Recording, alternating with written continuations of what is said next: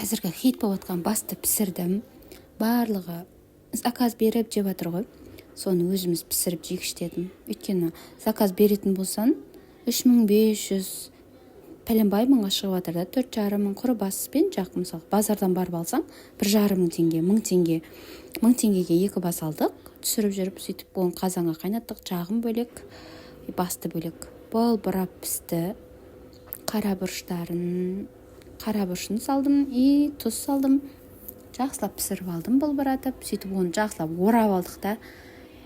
Ата-енем үйіне бардық. Мама папаның үйіне барып бірге жеуді жөн көрдік. Алдында мама ауырып жатқан қазір кішігірім.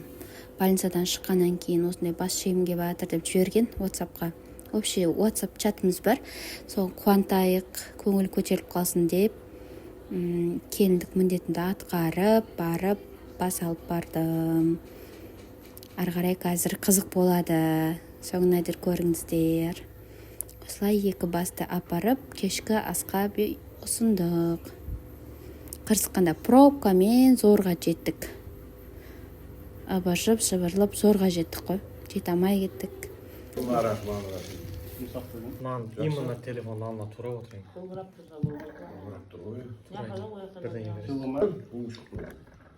Алды орап алдық қой.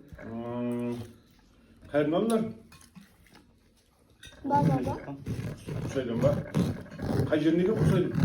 Жолдың бойында. Қой. Қай жер?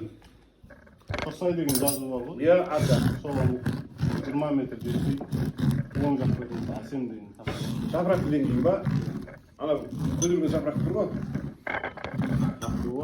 Газ жапырақты жетпей.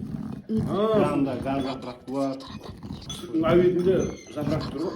Баяғы сен баллонның тесіп алған ғой? Ол төмен жақта ол. Құсай деген акалы. Қойсы кете берсін. Иә.